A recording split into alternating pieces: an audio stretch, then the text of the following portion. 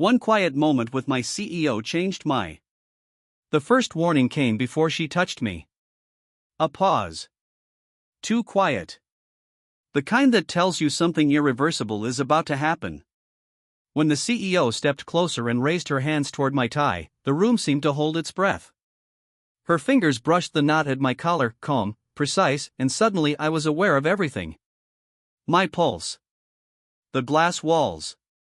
The city waking up behind her in steel and light.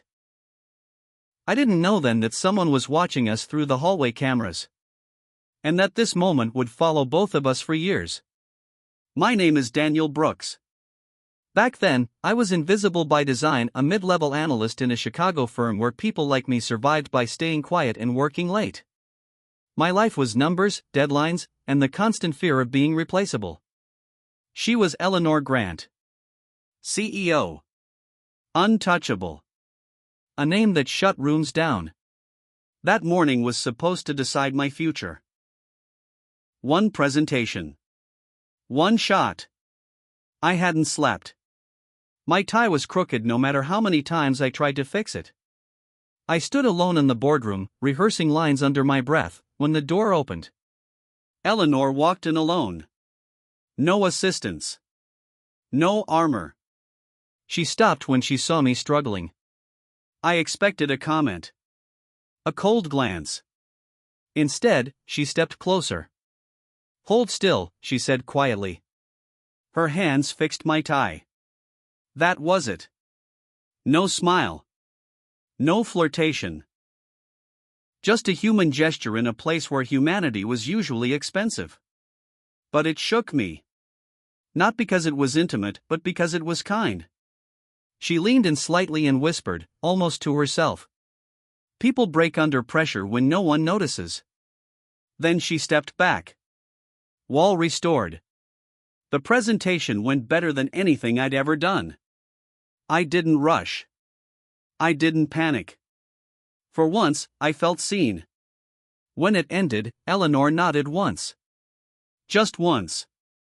But it felt louder than applause. Then she disappeared again. Days passed. Weeks. She was distant. Professional. Untouchable. I convinced myself. Weeks. She was distant. Professional. Untouchable. I convinced myself I'd imagined that moment until the crisis hit. Stock dropped overnight. Rumors leaked. The board turned hostile. Pressure thickened the air. That's when I noticed something else. Security watching more closely. Meetings recorded. Whispers about loyalty. One night, long after everyone left, I found Eleanor alone in her office. The city glowed outside, indifferent. She looked smaller than her reputation. "I shouldn't be here," I said. "I know," she replied.